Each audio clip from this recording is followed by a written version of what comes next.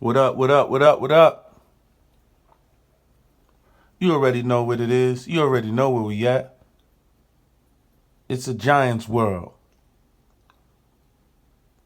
I just listened to the interview with Joe Schoen, and I wanted you to listen to it as well if you did not get the chance to listen to it yet.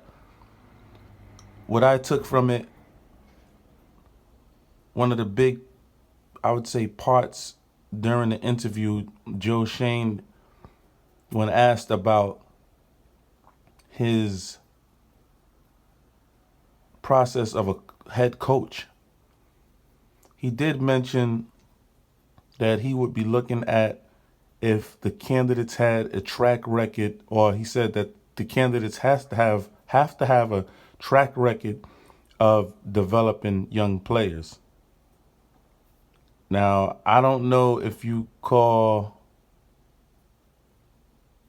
the Brian Dable, Josh Allen combination a experienced way of developing a young player or not, but I wouldn't say that Brian Dable has a track record of developing young talent because he has been with Brady Quinn and a few other quarterbacks that he was unsuccessful in developing that particular partnership.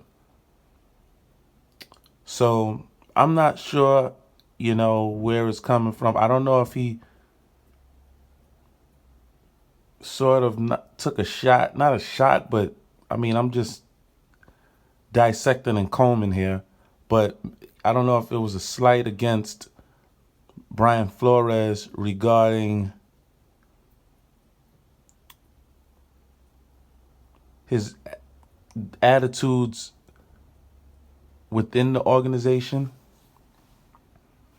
Because Joe Schoen did mention that he would be, he did extensive research on the candidates that he didn't know personally. And he said he would be looking at the relationships within the particular organization with the coaches, players, management, what have you. Now, Joe Schoen has worked with Miami's general manager for quite some time, for some years. And Brian Flores, former head coach for the Miami Dolphins, was at odds with the GM of the Miami Dolphins. So I don't know how that's going to work out. Flores is probably not in because of that particular situation that went on in Miami, being that Joe Schoen has such close ties to the Miami GM because he worked for the Miami GM for years. He probably just picked up the phone, called him, asked him what was actually happening, what happened, and he probably just scared Joe Schoen off of going after Brian Flores, realistically in his mind. So I don't know. We're going to find out very soon. But here's the interview with Joe Schoen, his first interview. So check it out. Let me know what you think in the comments section below. If you think I'm jumping the gun, let me know. Make sure you like this video and make sure you subscribe to this channel. I love you all, except for the ones that don't. Peace. I'm Sean O'Hara, and I am honored to be joined and to welcome to the New York Giants the new general manager, Joe Schoen. Joe, congratulations on becoming the new general manager of the New York Giants. I've got to say, I'm sure that's probably going to take a little while to get used to for you being introduced that way, but what has this whole process been like for you? Yeah, it's really been a whirlwind, probably the last 2 weeks, just from the initial consent form that they sent in to interview me. And, I was first up with the Giants to interview.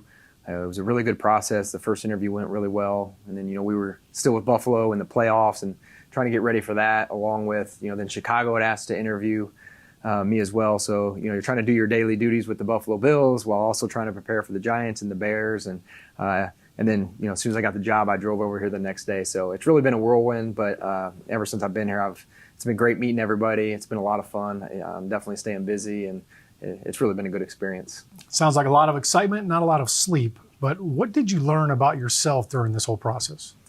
Yeah, I just think my experience, whether it was from, when I started at Carolina or when I was in Miami or Buffalo, to be able to build on the different rosters and the way we built rosters, or the different leaders that I've been under, or the different teams, why we had success, why we didn't have success, and just building on my experience through the questions that were asked and how I can implement that as we try to build the New York Giants into a championship team. So it's been a lot of fun. You're right about the sleep. I think it was Bill Polian. I'd read his book that he actually had a notepad next to his bed, and believe it or not, the last couple of nights I've woke up in the middle of the night thinking about things I need to do, and I probably need to take a pen and paper home and put it next to my bed here shortly.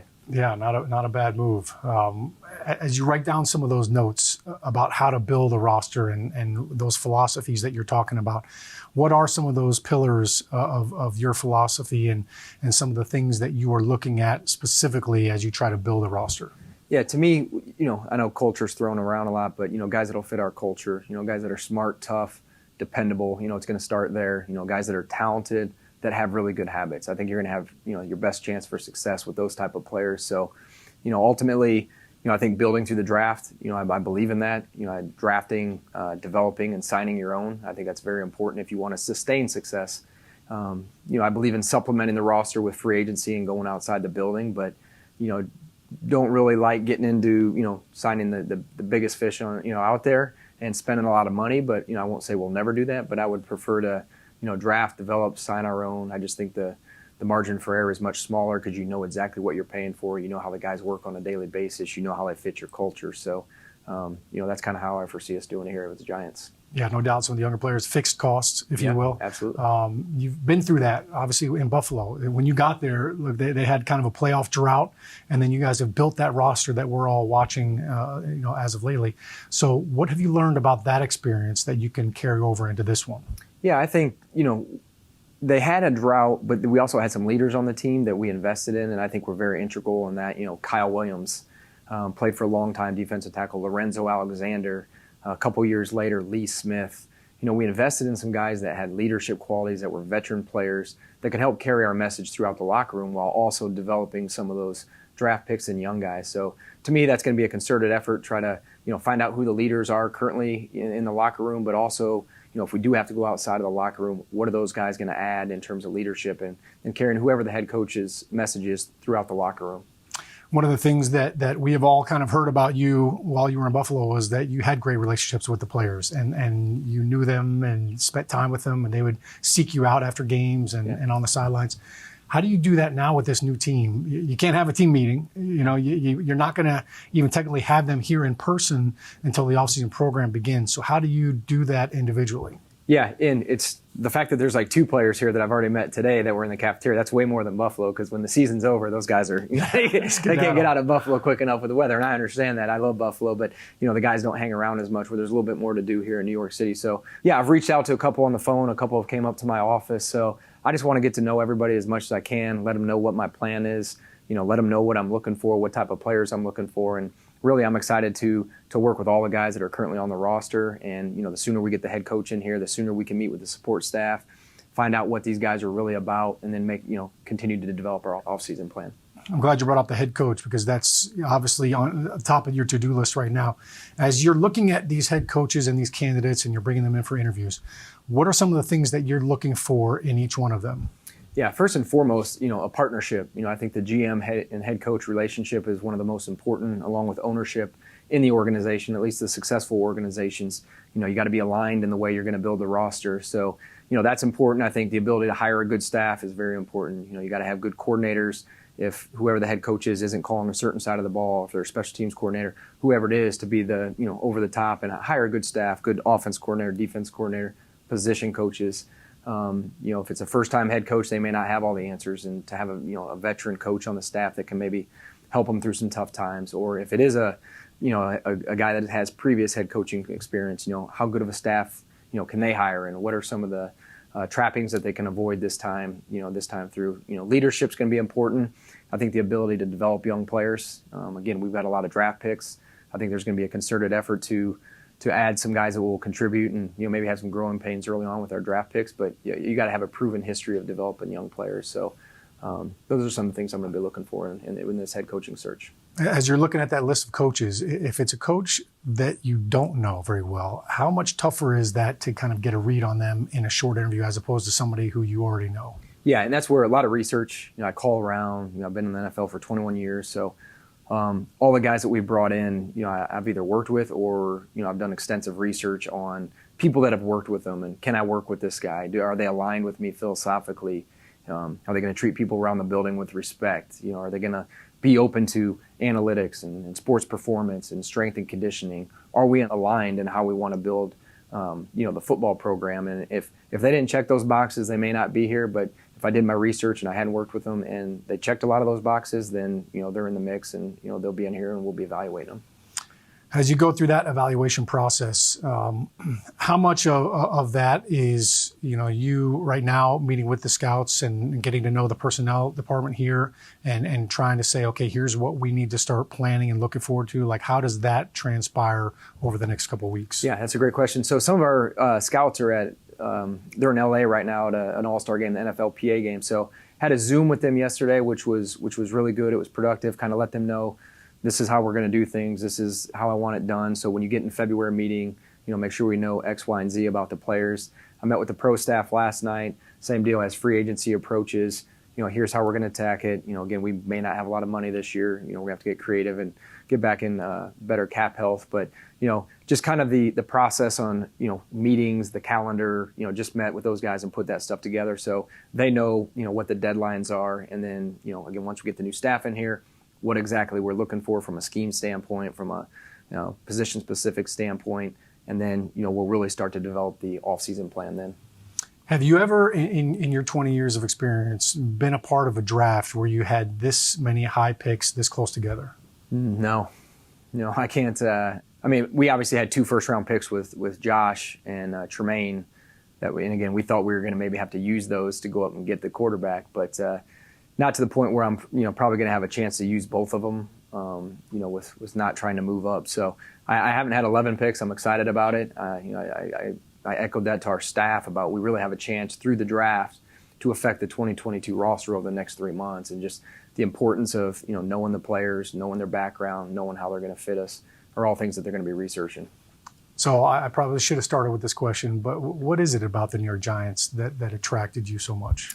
Yeah, I'm from Indiana, so I tell people I grew up. There's a cornfield across the road from me, so there's always this interest as a kid of New York City and how big it was and how amazing the city was. So just growing up, seeing Coach Parcells, and I was probably 4 or 5. My dad would take me to the Notre Dame spring football games, the blue gold game, and I met Mark Bavaro when I was probably 4 years old. And my mom's still trying to find that picture, but from then on, I was a Giants fan because of Mark Bavaro, and he played at Notre Dame, and then again, Coach Parcells and the success they had. So just the history of the franchise, Mr.